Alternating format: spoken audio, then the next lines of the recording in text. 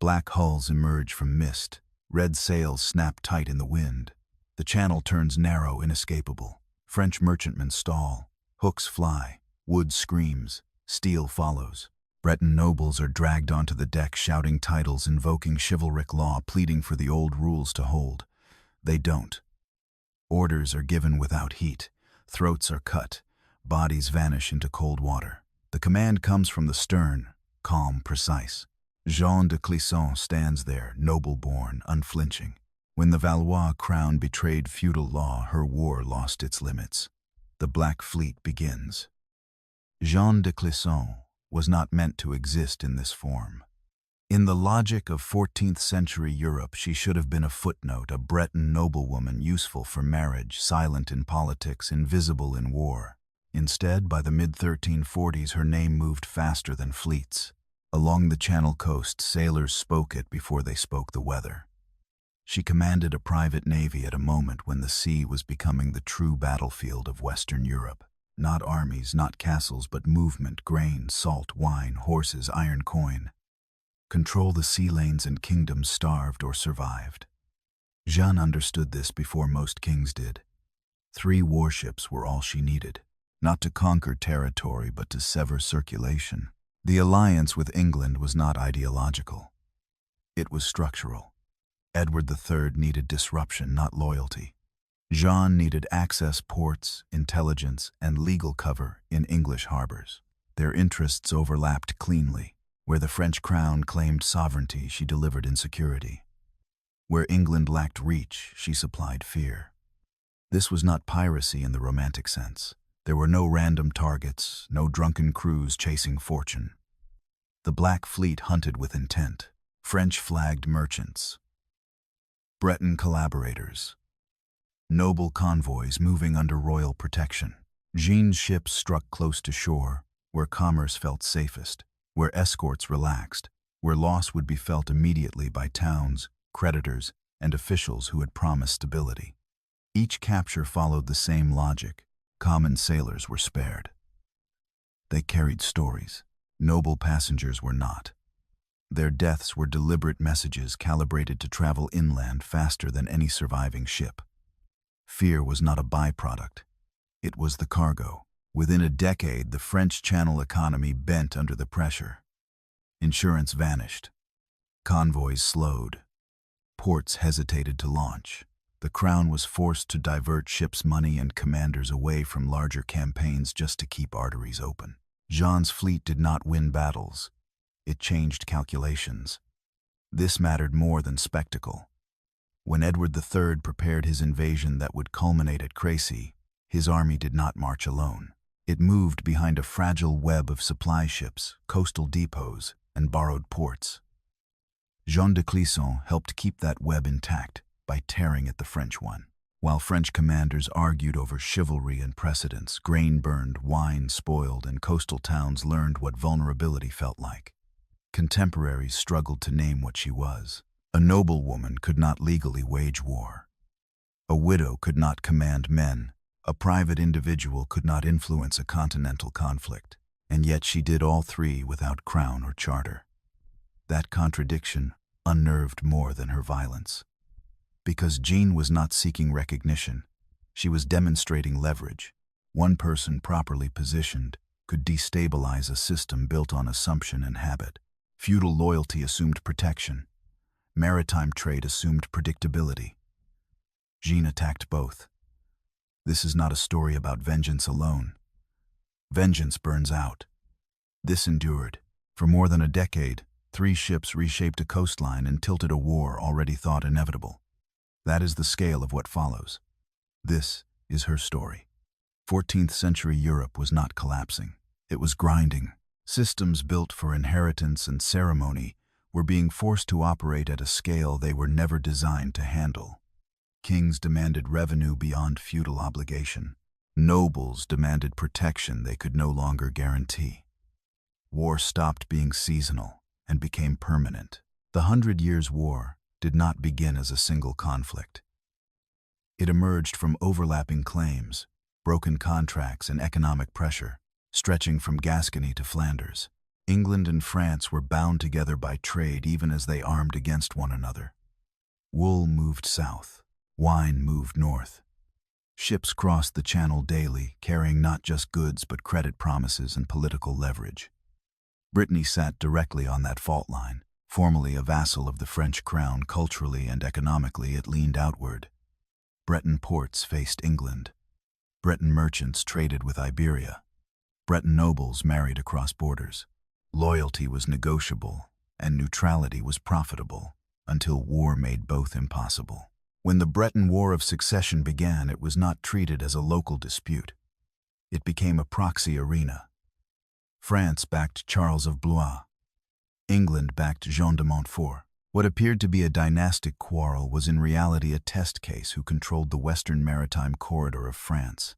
Whoever held Brittany gained leverage over the Channel itself. For the Breton nobility, this was a trap. Support France and risk English retaliation at sea. Support England and invite royal suspicion, confiscation, or worse. Attempt neutrality and be crushed by both. The old feudal logic assumed that vassalage guaranteed protection. The new reality offered only scrutiny. This is the world Jeanne de Clisson inhabited. A world where allegiance was audited, not assumed. Where noble blood did not shield against accusation. Where kings increasingly treated local power as a threat rather than an asset. The Valois monarchy, insecure and overstretched, responded to ambiguity with force. What disappeared first was trust. Arrests replaced summons. Confiscations replaced negotiation. Executions replaced arbitration. The crown needed examples. It chose them from among the powerful enough to matter, but isolated enough to destroy. On land, this produced sieges and reprisals. At sea, it produced chaos. Merchant fleets no longer knew whose protection applied in contested waters. Flags lost clarity. Convoys multiplied. Insurance premiums rose. The Channel became less a highway and more a choke point. In this environment, war was no longer decided solely by knights and banners. It was decided by flow. Who could move supplies? Who could deny them? Who could survive interruption longer than the other? The state that adapted fastest would win. Individuals who understood this could act with disproportionate impact. Most nobles did not see this shift. They fought for honor, lineage, and proximity to the crown. Jeanne would fight for something colder, leverage inside a system that had stopped honoring its own rules. There was no safe position left. Brittany would bleed either way. The only question was whether power would be extracted from that bleeding or simply endured. Jeanne's story begins where neutrality ends. Jeanne-Louise de Belleville was born into advantage, not freedom. Around the year 1300, she inherited access to one of the most valuable forms of power in medieval Europe coastline. Her family lands in Poitou and Brittany were not just fertile. They faced the sea, salt marshes, river mouths, small harbors, warehouses, toll rights. These were assets that produced cash, not ceremony.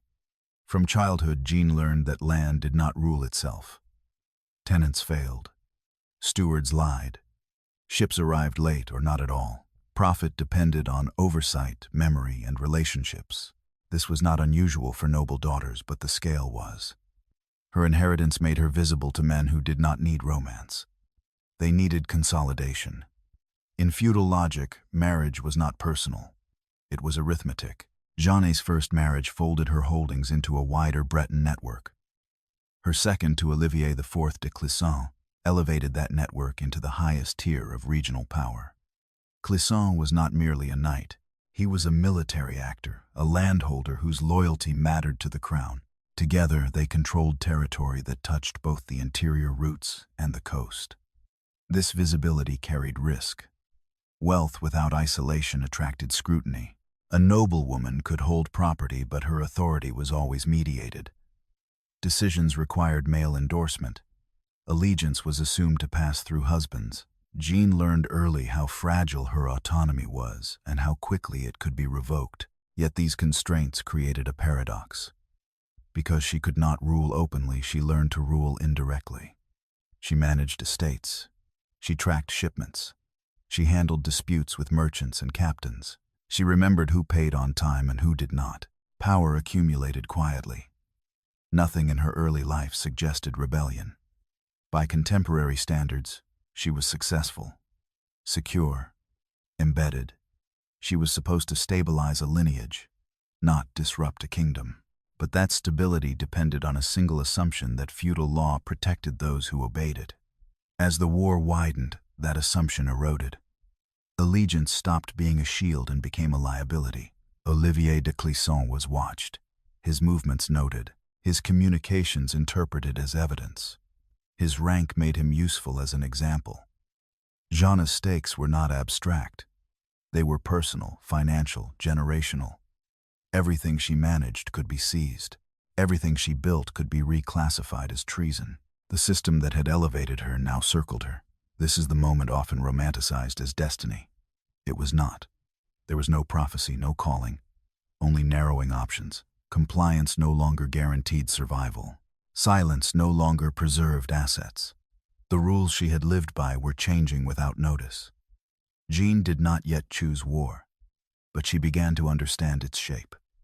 Power was no longer granted by birth alone. It would have to be defended, moved, and if necessary, weaponized. Jeanne de Clisson's preparation for war did not take place on a battlefield. It unfolded in ledgers, docks, and quiet conversations that never entered chronicles. Noble education trained her to manage people and property, but coastal power demanded more than etiquette. It required fluency in movement. Salt was the foundation, not luxury salt, but preservation salt, drawn from marshes and pans along the Atlantic edge. Whoever controlled it controlled storage, voyages, and survival. Wine followed. Breton and Poitevin wine moved north in barrels whose timing mattered as much as quality. Miss a season and profit collapsed. Ships were not abstract assets. They were schedules, crews, contracts. Jeanne learned this system from proximity. She dealt with captains who could not read but could calculate tides by memory. She negotiated with merchants who spoke in weights and delays, not promises. She understood that trust at sea was transactional, and that reputation traveled faster than cargo. Her lands put her in constant contact with sailors, pilots, and dock workers. Unlike many nobles, she did not treat them as interchangeable. She learned names. She learned routes. She learned which men deserted under pressure and which held formation when arrows fell. This knowledge created loyalty that did not depend on oaths. Trade tied Brittany outward. English ports were familiar. Iberian merchants passed through with wool, iron, and credit. Jeanne absorbed their languages, customs, and incentives. She did not need ideology to cooperate. She needed reliability. These relationships would later become access harbors that stayed open, markets that asked fewer questions, crews willing to sail under unfamiliar colors. Her education also included law, not justice but procedure, charters, feudal obligations, maritime custom. She learned where authority ended and where ambiguity began. That gap mattered. It was where action could occur without immediate reprisal. Gradually, her role shifted, from daughter to wife to administrator, from administrator to regional node. People brought her problems because she solved them. Ships waited for her approval. Payments cleared through her seal. None of this was extraordinary on its own. Together, it formed a logistical base.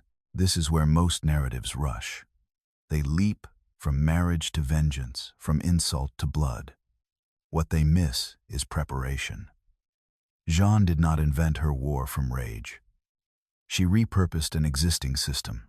By the time violence arrived, she already understood tonnage, crew ratios, supply cycles, and profit margins. She knew how long a ship could loiter before risking spoilage. She knew which ports were desperate enough to trade quietly. She knew how to keep men fed, paid, and loyal at sea. This was her training montage. No swords crossed. No banners flew. But the mechanics of maritime war were learned in advance. When the moment came to choose, she would not need to ask how war worked. She would only decide how far to take it. The foundation was set. What remained was the spark that would turn management into insurgency. In 1343, the rules broke openly. Olivier IV de Clisson was summoned under the protection of a truce. He went as a noble was supposed to go, unarmed, compliant, trusting procedure. He was arrested instead. There was no trial that matched the charge. No evidence presented that matched the punishment. He was executed in Paris as a traitor, his head displayed on the gates of Nantes, his body treated not as that of a peer but as a warning. This was not justice. It was instruction. The Valois crown needed to demonstrate control in Brittany and Clisson was visible enough to matter. His execution violated the logic that held the feudal world together. Safe conduct was sacred. Truce was binding. Rank guaranteed process. When those collapsed, loyalty became meaningless. Jeanne understood the implication immediately. If a lord of Clisson could be destroyed without proof, no title protected anyone. The message was not aimed at Olivier alone. It was aimed at every noble who balanced between England and France, every family whose power depended on coastal trade and cross-channel ties. Submit fully, or be eliminated publicly. The crown did not stop with execution. Jeanne's properties were seized. Her children were threatened. Her identity was rewritten from noblewoman to accomplice. This was not punishment for an act. It was erasure of status.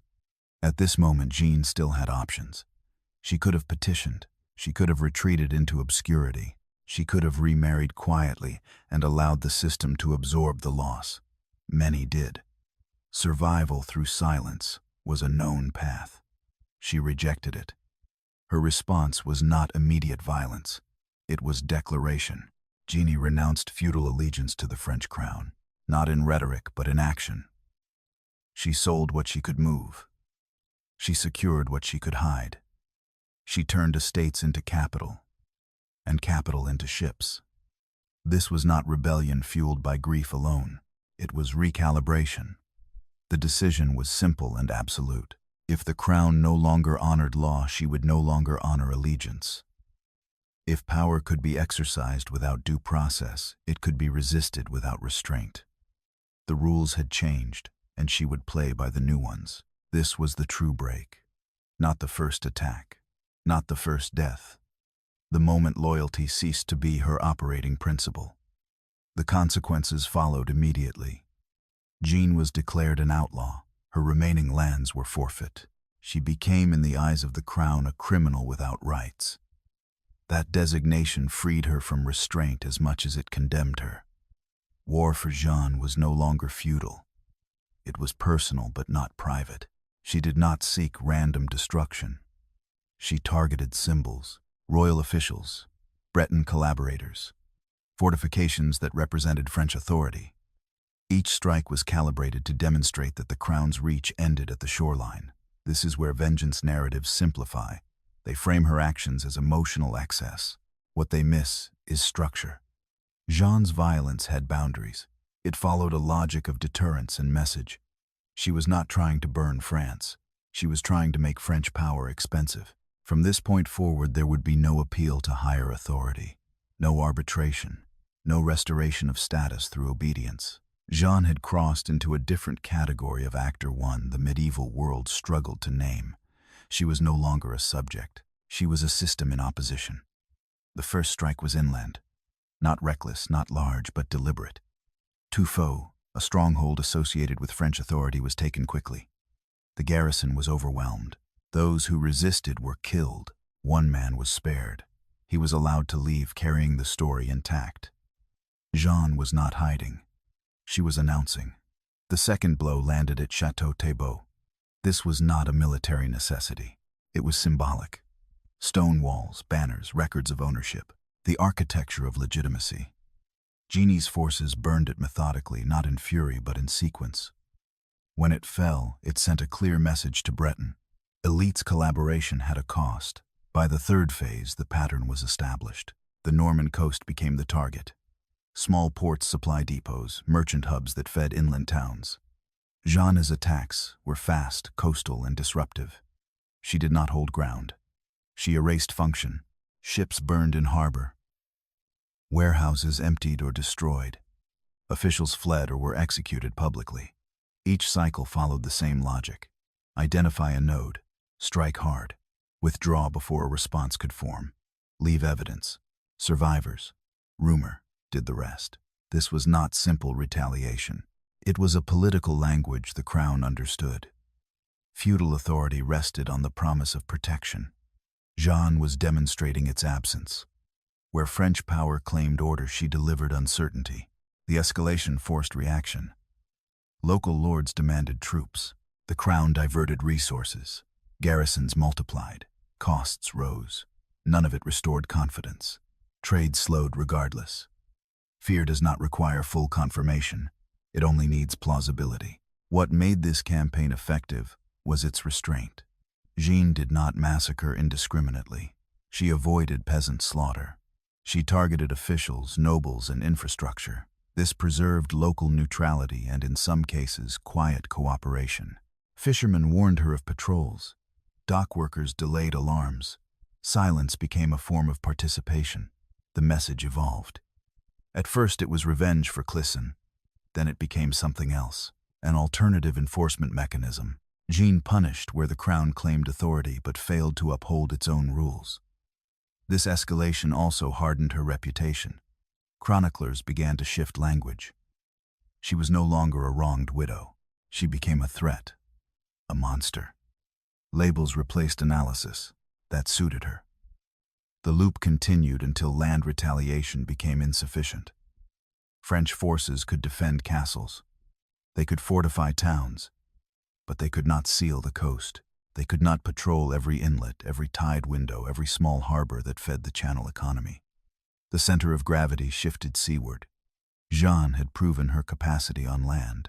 Now she would exploit the domain where the crown was weakest. The war was about to leave the shore. The French crown still believed the sea could be policed through prestige. Noble escorts. Heraldry. The assumption that rank discouraged attack. Jeanne de Clisson treated the Channel as terrain, not ceremony. Her ships were modified for close violence. Dark hulls reduced visibility. Red sails announced intent only at the last moment. Grappling hooks, boarding planks, and reinforced rails turned merchant decks into killing grounds. This was not a chase war. It was ambush at speed. Skepticism followed her fleet. Chroniclers questioned whether a woman could command men in naval combat. The answer came quickly and publicly. Jeanne did not duel. She positioned, she delegated, she struck where reaction lagged. The cog was her weapon. High-sided, broad-beamed with raised structures at bow and stern, it functioned like a floating fortress. The central rudder allowed tighter maneuvering in narrow waters. Jeanne exploited this. Her ships closed fast-locked hulls and denied escape. Once contact was made, the fight ended quickly. Camera frames the deck. Hooks bite. Planks slam down. Men surge forward. Arrows at close range. Steel in confined space. No cavalry. No retreat. Noble armor is a liability here. Movement is restricted. Panic spreads faster than commands. Jeanne's presence was visible but controlled. She stood where she could be seen, not where she could be reached. Orders were brief. Signals rehearsed. There was no confusion about objective. Capture the ship. Identify the nobles. Execute them. Common sailors were released. This was not mercy. It was strategy. Survivors carried the image inland. Black hulls, red sails, a woman giving orders without shouting. The psychological impact was immediate. Convoys began to cluster, slowing trade. Escorts grew heavier, drawing resources from elsewhere. Merchants petitioned the crown for protection that could not be guaranteed. Each victory amplified doubt. If Jeanne could strike escorted ships in the Channel, nowhere was safe. The crown's response lagged behind the damage. Naval coordination was fragmented. Commanders competed. Information arrived too late. The Channel became hers by reputation before it did by force. Ships rerouted. Cargo delayed. Insurance collapsed. Fear filled the gaps where patrols could not be. This was the shock. 3 ships properly used could dominate a strategic corridor. Jeanne did not need supremacy. She needed unpredictability. By the time the crown understood the scale of the threat, the Black Fleet was no longer an anomaly. It was a system, and systems once established do not disappear quietly. The deck is slick with spray. Ropes snap tight. Black hulls grind alongside pale merchant wood. Red sails fill the air above, blotting out sky. Grappling hooks slam in teeth, biting rail and mast. Planks drop. Men surge forward into a space too narrow to run. French escorts try to form lines. Armor collides. Shields catch on rigging. The cog's high sides turn the fight vertical. Arrows fall from above. At the bow and stern, raised platforms become killing ground. The central rudder swings the ship just enough to lock hulls together. Escape closes. Orders cut through the noise. Short. Precise.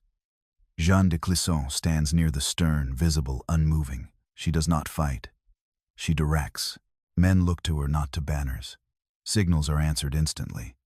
This has been rehearsed. Noble passengers are pulled free of the crush. Titles spill out with seawater. Names of houses. Promises of ransom. The old expectations surface automatically. They do not slow the work. Blades move with purpose. Bodies are carried to the rail and dropped. Armor sinks fast. Common sailors are separated. Knives stop short. Hands are cut free. They are pushed back toward boats and wreckage, wet, shaking alive. They will talk. That is understood.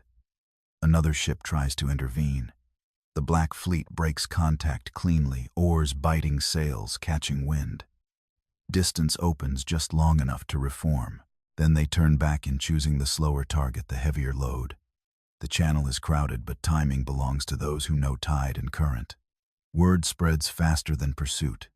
Black hulls. Red sails. No negotiation. Convoys bunch together, making themselves slower, louder. Escorts grow heavier, clumsier. Merchant captains hesitate at harbor mouths, waiting for protection that never fully arrives. The fear does not come from numbers. It comes from certainty. Jeanne's ships do not miss targets by accident. They appear where protection thins, where schedules slip, where confidence replaces caution. Each capture reinforces the pattern. By season's end, the channel has changed. Routes bend, cargo waits, credit tightens. The sea no longer feels neutral. It feels watched. 3 ships hold no coastline. They do not need to. They have taken something more valuable, predictability, and without it, French power on the water begins to fracture. Revenge had reached its limit. The pattern was established. Fear was working. But fear alone did not dismantle a system built to absorb losses. Jeanne understood this. To keep striking as an outlaw was to remain a problem. To strike as part of a war was to become infrastructure. The shift was formal, not emotional. Jeanne entered open alignment with Edward III of England. No vows, no ceremony, just mutual recognition of utility. England needed pressure on the Channel. Jeanne needed ports, supplies, and political shelter. The agreement transformed her status without softening her methods. French nobles responded with language before force. They called her a monster, a traitor to her sex, a pirate masquerading as a lady. These accusations mattered less than the fear beneath them. She was operating in a space the crown could not regulate. Her violence followed wartime logic, but without royal insignia. English commanders saw something different, not rage but control. Jeanne did not raid randomly. She hit supply traffic. She timed movements to tides and convoys. She avoided decisive engagement. Her ships preserved readiness. Losses were rare. Crews stayed loyal.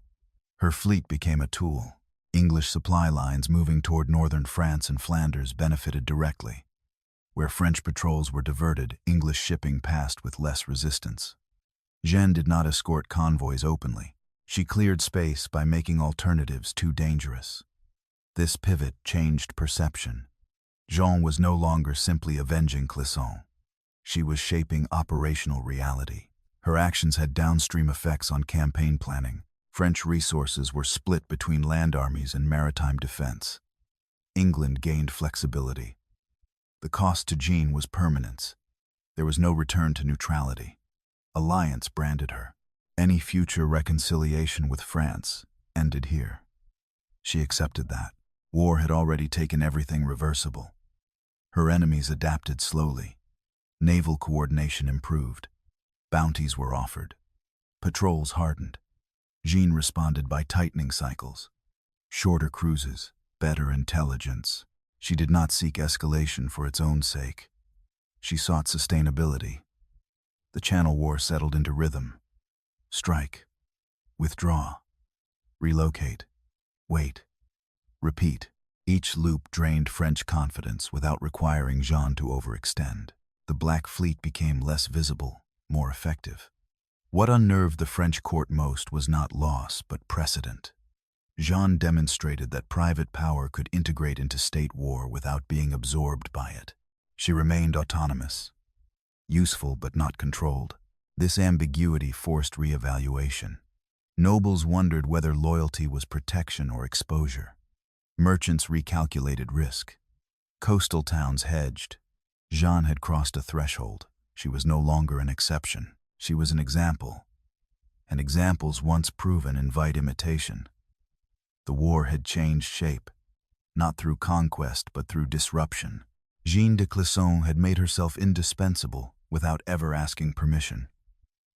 Patrols settle into routine. Dawn departures. Short runs along familiar coastlines. The channel is divided into windows measured in tide, not distance. Jeanne's ships move inside those windows, appearing where escorts have just passed and disappearing before replacements arrive. Supply traffic becomes the focus. Grain ships bound for northern France. Wine convoys feeding garrisons. Horses and iron moving under assumed protection. Jeanne does not chase fast targets. She chooses the heavy, the necessary, the slow to replace. Every capture is weighed against its downstream effect. The pattern is deliberate. Attack close to shore where confidence is highest. Leave survivors. Always leave survivors. Sailors are released with food and direction. They will reach port. They will talk. Stories travel inland faster than manifests. Commerce raiding becomes policy, not theft but interruption. Cargo is burned if it cannot be moved. Ships are scuttled in shallow water, blocking harbors for days. Officials are executed publicly. Not all of them, just enough to establish expectation. The human rules are consistent. Crews are paid on time. Wounded men are treated. Discipline is enforced without spectacle. Jeanne is visible when decisions are made, absent when work is done. Authority does not compete with labor. At sea, she protects her own. When storms scatter the fleet, regroup points are predetermined. When patrols appear unexpectedly, withdrawal is immediate. No pride engagements. No tests of strength. Survival maintains pressure better than heroics. English supply movements benefit without ceremony. Jeanne's ships shadow French patrols, pulling them away from likely crossing points. Where escorts cluster, English transports slip through elsewhere. The effect is cumulative. No single victory explains it. The absence of disaster does. At Crécy, English armies arrive fed. Horses are intact. Equipment is present in numbers that surprise French commanders. On land, the battle will be decided by archery and terrain. At sea, it has already been shaped by absence. French coastal administration begins to fail. Towns hesitate to commit resources. Merchants delay shipments. Credit tightens. The war effort becomes uneven. Supplies arrive late or not at all. Jeanne's presence is felt even when unseen. Black hulls are rumored where none appear. Red sails are reported miles inland. Patrols burn time responding to shadows. Fatigue replaces certainty. There are moments of restraint. Fishermen are waved off. Neutral ships are warned. Jeanne understands the boundary between pressure and provocation. Push too far and coalitions form. Stay precise and fear remains private. This phase lacks spectacle. Chroniclers lose interest. There are no grand massacres to record, just disruption repeated, sustained. That is the point. By now, Jeanne is no longer chasing revenge. She is enforcing a reality. French power along the Channel operates under constraint. Movement requires negotiation with risk. War has become systemic. And Jeanne de Clisson sits inside that system, turning it quietly, relentlessly, without ever claiming the crown that fears her. Time grinds down even the most disciplined system. Years at sea, thin crews. Salt eats wood. Loss accumulates quietly without ceremony. Jeanne's war has rhythm, but rhythm does not erase fatigue. The first signs are logistical, not emotional. Repairs take longer. Crews rotate less easily. Familiar faces disappear between voyages. Replacement men arrive without shared memory. Discipline holds, but cohesion frays. Then comes the break. The ship later remembered as, "My revenge is caught in bad weather and worse timing." French forces intercepted after a scattered engagement. There is no heroic last stand. The sea decides faster than men. The ship is lost. Guillaume Jeanne's son is aboard. Survivors are pulled from the water. Jeanne reaches them too late. Guillaume dies on deck, his weight still damp with seawater. There is no speech, no vow. The cost is immediate and absolute. This is the moment chroniclers want to mythologize. A mother transformed into fury. A woman driven mad by loss. That is not what happens. Jeanne withdraws. Operations pause. Ships remain in harbor longer than usual. Supplies are redistributed. Crews wait without explanation. The war does not end, but it contracts. Pressure eases. French patrols notice the gap and move cautiously into it. This is the real crisis. Not grief, but sustainability. Jeanne has built a system that depends on her judgment. If she breaks, it breaks with her. The choice is not whether to feel loss. It is whether to continue at all. Vengeance has already been satisfied. Clisson is avenged beyond recognition. What remains is commitment to a war whose costs now include blood she cannot rationalize away. Jeanne chooses continuation, but not escalation. The fleet returns to sea with tighter limits, fewer engagements, shorter runs, increased caution. Violence becomes rarer, more surgical. This adjustment preserves the system but changes its meaning. The war is no longer fueled by momentum. It is sustained by resolve. Jeanne is present, but altered. She speaks less. Decisions are faster, colder. There is no indulgence in risk. The fleet becomes harder to surprise, harder to bait. Loss sharpens discipline. Crews understand what is at stake. The Black Fleet does not fracture. It narrows. French commanders sense the shift but misread it. They expect recklessness, collapse, or retreat. They receive none. Jeanne's war does not end with tragedy. It absorbs it. This is where many campaigns fail. Personal loss disrupts command. Jeanne contains it, not by denying it but by limiting its influence. The sea remains contested. The Channel does not return to French comfort. Jeanne's presence persists quieter but no less constraining. She does not seek new symbols. She does not create martyrs.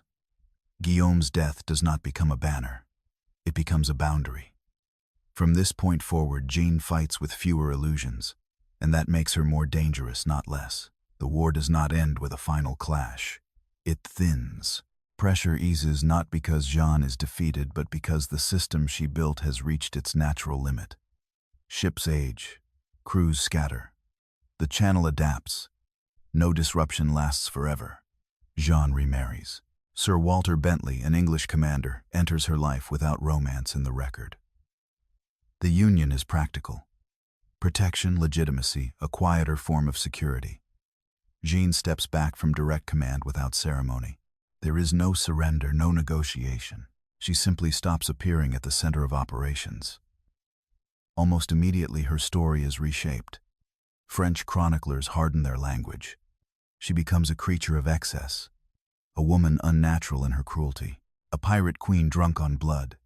The violence is exaggerated, the context erased. Her actions are removed from war and placed into monstrosity.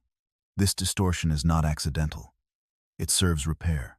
To admit that Jeanne acted rationally would require admitting that the crown violated its own rules first.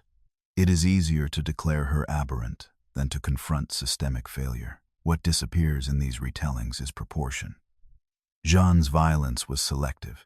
Her targets were political. Her methods matched the norms of maritime war, stripped of chivalric performance, but not of logic. Men who did worse under royal banners retained honor. Jeanne did not. She leaves the battlefield undefeated, not triumphant but intact. No enemy fleet captures her, no trial condemns her. She exits on her own terms, which is rare in any war and almost unheard of for someone without a crown. The channel slowly returns to routine. Trade resumes. Patrols relax, but the memory remains. For a generation, sailors still scan the horizon differently.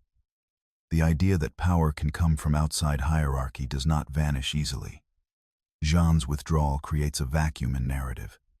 Her enemies fill it. Her allies move on. There is no institution dedicated to preserving her account. No court poet. No archive curated in her name. What survives is shadow. Fragments. A woman who refused obedience. A fleet painted black. Red sails remembered more vividly than reasons. This is how erasure works. Not through silence alone, but through simplification. Complexity is stripped away until only spectacle remains. Jeanne is remembered not as a strategist, but as a symbol of excess. Yet even distorted, the outline holds. She fought the crown and was not broken by it. She challenged the assumption that legitimacy flows only from permission. And she proved that when systems fail, those who understand their mechanics can act without sanction. Her departure is not an ending. It is a disappearance engineered by others. And that disappearance prepares the final question her life leaves behind. Jeanne de Clisson does not end with herself. Power rarely does. It moves, reshapes, and settles elsewhere. Her son, Olivier de Clisson, once marked by his father's execution and his mother's war, returns to France, not as a rebel but as an indispensable commander. He becomes Constable of France, the highest military office of the kingdom that killed his father. The Clisson name is restored not through forgiveness but through utility. Stone replaces sails. The family seat at Jocelyn rises as a symbol of permanence, its walls absorbing a memory the crown prefers to domesticate. Over time, the lineage shifts, adapts, is absorbed into broader European nobility. By the 19th century, the name is aestheticized, Italianized, romanticized. The violence that made it possible is softened into heritage. This is the legacy chain. Jeanne to Olivier. War to office. Insurgency to institution. The system does not admit error.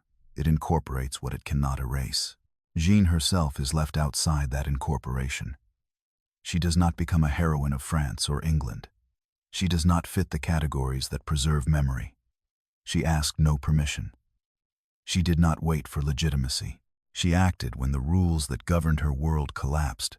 This is the moral tension she leaves behind.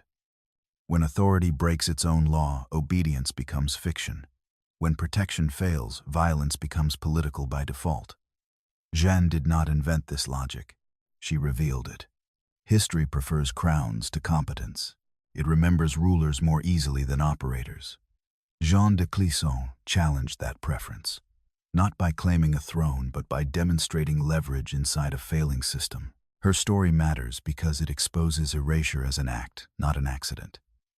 Some lives are forgotten because remembering them would force uncomfortable questions about power, loyalty, and who is allowed to act. She did not win a kingdom.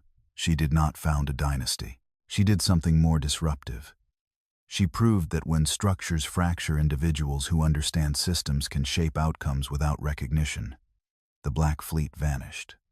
The questions it raised did not. When law is betrayed, does personal violence become politics? And if it does, who decides when it ends? That is the legacy Jeanne de Clisson leaves behind.